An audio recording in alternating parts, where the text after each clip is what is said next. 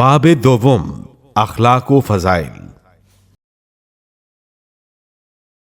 حضرت علی علیہ السلام کو خداوند عالم نے وہ کمالات عطا فرمائے تھے جن کا عشر اشیر بھی کسی دوسرے صحابی کو نہیں ملا تھا۔ آپ علیہ السلام اول تو فطرتاً ذکی و طبع تھے، پھر سونے پہ سہاگا یہ کہ روز ولادت سے فخر موجودات سرور کائنات صلی اللہ علیہ وآلہ وسلم کی صحبت میں رہے۔ پیغمبر ختمی مرتبت صلی اللہ علیہ وآلہ وسلم کو اپنے نفسانی کمالات کا ایک بہترین نمونہ دنیا کے سامنے پیش کرنا تھا، سو علی علیہ السلام سے بہتر ذات اس کے لیے نظر نہیں آئی، لہٰذا آپ صلی اللہ علیہ وآلہ وسلم نے پورے شوق کے ساتھ ان کے علمی و عملی کمالات کو اتنا ابھارا کہ دنیا حیرت میں پڑ گئی۔ بقول شاعر، یہی ہے ثبوت کمال محمد کہ بہتر ہوئی سب سے آل محمد۔ اگر حضرت علی علیہ السلام کے علم و فضل کو حضرت صلی اللہ علیہ وآلہ وسلم کا ایک معجزہ خیال کیا جائے تو بیجا نہ ہوگا۔ جس علم کو دیکھو علی علیہ السلام کو اس میں کمال حاصل تھا جو کسی کے خیال و گمان میں بھی نہ آئے۔ جس عمل کو دیکھو اس میں ان کا قدم اتنا آگے آئے گا کہ دوسروں کا وہاں تک پہنچنا محال۔ یوں تو حضرت صلی اللہ علیہ وآلہ وسلم کے صحابی بہت سے تھے، لیکن ہر وقت صحبت رسول صلی اللہ علیہ وآلہ وسلم میں رہنے کا شرف علی علیہ السلام کے سوا کسی کو بھی نصیب نہیں ہوا۔ دشمن اور دوست سبھی کو آپ کے فضائل کا اقرار ہے۔ یہ دوسری بات ہے کہ خود غرضی سے کوئی ان پر پردہ ڈال دے۔ معاویہ جیسا دشمن جب سینکڑوں بار ان کی تعریف کر بیٹھا تو پھر دوسروں کا ذکر ہی کیا۔ یہ صرف علی علیہ السلام ہی کی ذات ہے کہ دشمن آپ کے علم و عمل کی تعریف کرنے پر مجبور ہو گئے۔ عیب جو لوگ ہزار عیب تلاش کریں، مگر علی علیہ السلام کے علم و عمل کے صاف و شفاف دامن پر ایک ہلکی سی چھیٹ بھی انہیں نظر نہیں آئے گی۔ برخلاف اس کے اگر دوسرے بعض صحابہ کو دیکھا جائے تو ان کے کردار میں بہت سی کوتاہیاں نظر آتی ہیں۔ اگر کوئی سمجھے تو حضرت علی علیہ السلام کو تمام صحابہ پر فضیلت دینے کے لیے صرف یہی بات کافی ہے۔ اسی بات کو مد نظر رکھتے ہوئے سامعین کی خدمت میں آپ علیہ السلام کے بعض فضائل کا مختصر جائزہ پیش کیا جا رہا ہے۔ حضرت علی علیہ السلام رازدار رسول اکرم صلی اللہ علیہ وآلہ وسلم۔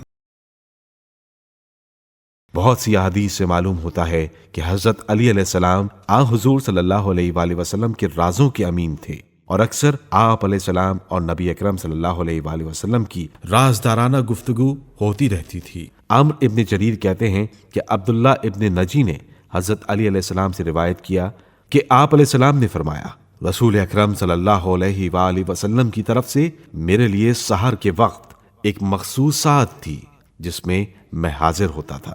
جب میں آپ صلی اللہ علیہ وآلہ وسلم کے پاس آتا تو اجازت مانگتا، اگر آپ صلی اللہ علیہ وآلہ وسلم کو نماز میں پاتا تو آپ جواب میں تسبیح کہتے اور میں داخل ہوتا، اور اگر آپ فارغ ہوتے تو آپ صلی اللہ علیہ وآلہ وسلم اجازت دیتے۔ ایک اور مقام پر حضرت علی علیہ السلام فرماتے ہیں کہ رسول خدا صلی اللہ علیہ وآلہ وسلم کی جانب سے میرے لیے 2 مرتبہ آپ کی خدمت میں حاضر ہونے کا وقت تھا، ایک دن میں اور دوسرا رات میں۔ حضرت ام سلمہ بیان کرتی ہیں کہ سرگوشی کے لحاظ سے تمام لوگوں سے بڑھ کر رسول اللہ صلی اللہ علیہ وآلہ وسلم کے قریب ترین حضرت علی علیہ السلام تھے۔ اسی طرح ایک اور روایت میں حضرت ام سلمہ رضی اللہ تعالی عنہا حلف اٹھا کر کہتی ہیں کہ امانت اور وفا کے لحاظ سے تمام لوگوں سے بڑھ کر رسول اللہ صلی اللہ علیہ وآلہ وسلم کے نزدیک حضرت علی علیہ السلام تھے۔ مزید فرماتی ہیں کہ جس روز رسول اللہ صلی اللہ علیہ وآلہ وسلم نے وصال فرمایا، اس دن صبح کے وقت آپ صلی اللہ علیہ وآلہ وسلم نے حضرت علی علیہ السلام کو کسی کام کے لیے بھیجا، اور پھر آپ نے پوچھنا شروع کیا، علی آئے ہیں؟ یہ سوال 3 مرتبہ دہرایا، یہاں تک کہ طلوع آفتاب سے پہلے حضرت علی علیہ السلام آ گئے۔ جب حضرت علی علیہ السلام آپ کی خدمت میں پہنچے تو ہم سمجھ گئے کہ حضرت صلی اللہ علیہ وآلہ وسلم کو حضرت علی علیہ السلام سے کوئی ضروری کام ہے، تو ہم گھر سے باہر نکل گئے۔ حضرت ام سلمہ رضی اللہ تعالی عنہ فرماتی ہیں کہ میں دروازے کے پیچھے بیٹھ گئی اور میں ان سے بہت قریب تھی۔ حضرت علی علیہ السلام نے حضور اکرم صلی اللہ علیہ وآلہ وسلم کی طرف سر جھکایا۔ بس حضرت علی علیہ السلام تمام لوگوں میں آخری عہد و پیمان کرنے والے، سرگوشی کرنے والے اور آخری محرم راز تھے۔ اب یہاں یہ سوال پیدا ہوتا ہے کہ رسول اکرم صلی اللہ علیہ وآلہ وسلم نے حضرت علی علیہ السلام کے ساتھ سرگوشی میں کون سے راز منتقل کیے ہوں گے؟ اس سوال کا واضح جواب تو خود مولا کائنات علیہ السلام کے علاوہ کوئی اور نہیں دے سکتا۔ تاہم اگر رسول اکرم صلی اللہ علیہ وآلہ وسلم کے وصال کے بعد کے حالات اور حضرت علی علیہ السلام کی سیرت پر غور کیا جائے تو یوں معلوم ہوتا ہے کہ اللہ کے رسول صلی اللہ علیہ وآلہ وسلم نے اپنے وصال کے بعد کے تمام حالات اور درپیش آنے والے معاملات سے پردہ اٹھایا ہوگا۔